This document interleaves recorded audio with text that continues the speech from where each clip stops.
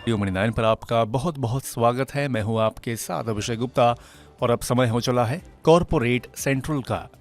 HAL को रक्षा मंत्रालय से मिला कितना बड़ा ऑर्डर? क्या पीसी ज्वेलर्स की लौटेगी चमक? यूपीआई के लिए किन बैंकों के साथ करार कर सकता है पेटीएम, बताएंगे आपको। और इसके अलावा भी होंगी कॉर्पोरेट जगत से जुड़ी कई और बड़ी खबरें। तो चलिए फटाफट शुरू करते हैं कॉर्पोरेट सेंट्रल। देश की सबसे मूल्यवान कंपनी रिलायंस इंडस्ट्रीज यानी कि आरआईएल अपनी सब्सिडियरी कंपनी वायकॉम 18 मीडिया में पैरामाउंट ग्लोबल की 13.01% हिस्सेदारी 4,286 करोड़ रुपए में खरीदेगी। इस सौदे के बाद आरआईएल की वायकॉम 18 में हिस्सेदारी 57.48% से बढ़कर 70.49% हो जाएगी।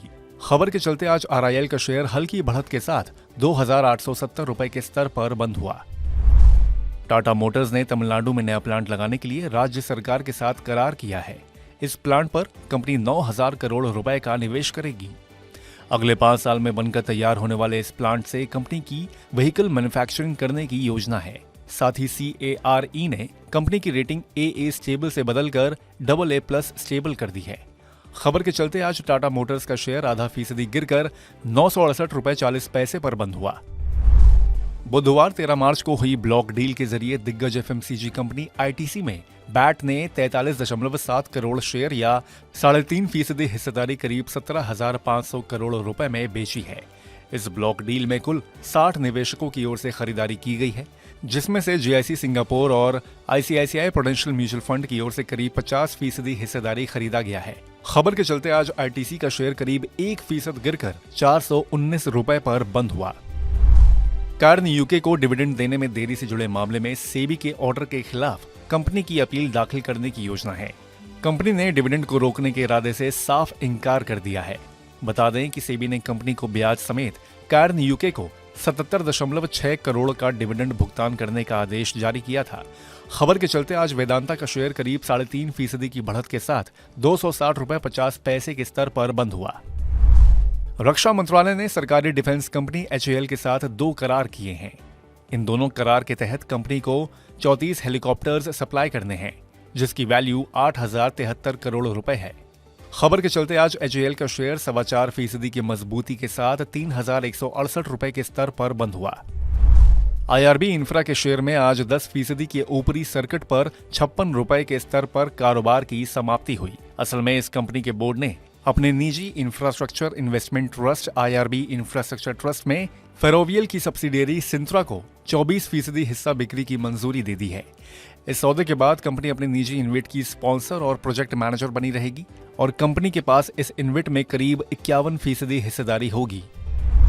अदानी ग्रीन एनर्जी ने 534 मेगावाट के सोलर प्रोजेक्ट के लिए सेकी के साथ पावर परचेज एग्रीमेंट यानी कि पीपीए किया है। कंपनी की कुल 21,778 मेगावाट की रिन्यूएबल एनर्जी की उत्पादन क्षमता है। खबर के चलते आज अदानी ग्रीन एनर्जी के शेयर में 10% से ज्यादा के उछाल के साथ 1,902 रुपए पर कारोबार की समाप्ति हुई।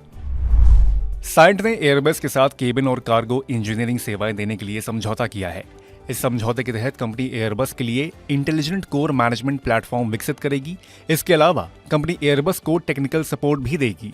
नए समझौते के चलते आज साइंट के शेयर में करीब 2.25% की बढ़त के साथ 1,939 रुपए पर कारोबार का अंत हुआ।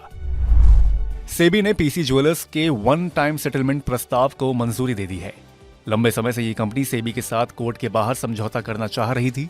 इस कंपनी पर 3400 करोड़ रुपए से ज्यादा का कर्ज है और फरवरी 2023 में कंपनी ने 3,466 करोड़ रुपए के कर्ज पर डिफॉल्ट कर दिया था। एसबीआई से राहत मिलने के बाद आज पीसी ज्वेलर्स का शेयर 5% के ऊपरी सर्किट पर 61 रुपए 35 पैसे पर बंद हुआ। यूपीआई के लिए 4 निजी बैंकों के साथ करार कर सकता है पेटीएम।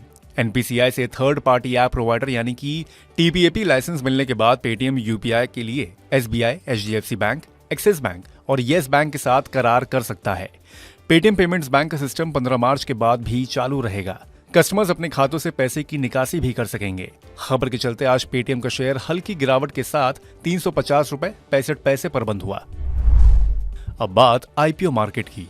आज गोपाल स्नैक्स के शेयरों की सेकेंडरी मार्केट में लिस्टिंग हुई, जो कि निराशाजनक रही। 401 रुपए के इश्यू प्राइस के मुकाबले शेयर NSE पर 351 रुपए के भाव पर लिस्ट हुआ, यानी कि इश्यू प्राइस से 12.5% डिस्काउंट पर लिस्टिंग हुई, बावजूद इसके कि IPO को कुल 9.5 गुना बोलियां मिली थीं। हालांकि बाजार में रिकवरी के साथ शेयर में खरीदारी लौटी और कारोबार की समाप्ति 351 रुपए के ओपनिंग प्राइस से 4.25% ऊपर यानी कि 365 रुपए 90 पैसे पर हुई। आज सब्सक्रिप्शन के लिए खुले 680 रुपए से 715 रुपए के प्राइस बैंड वाले क्रिस्टल इंटीग्रेटेड सर्विसेज की IPO को 36% बोलियां मिली हैं। रिटेल और QIB का हिस्सा करीब 33% और NII का कोटा पहले दिन 43% भरा है। वहीं पॉपुलर व्हीकल एंड सर्विसेज का IPO आखिरी दिन जैसे तैसे पूरा भर पाया। रिटेल की 1.05 गुना और QIB की 1.97 गुना बोलियों से इशू कुल 1.23 गुना भरा। वहीं NII का हिस्सा 1 गुना भी नहीं भरा।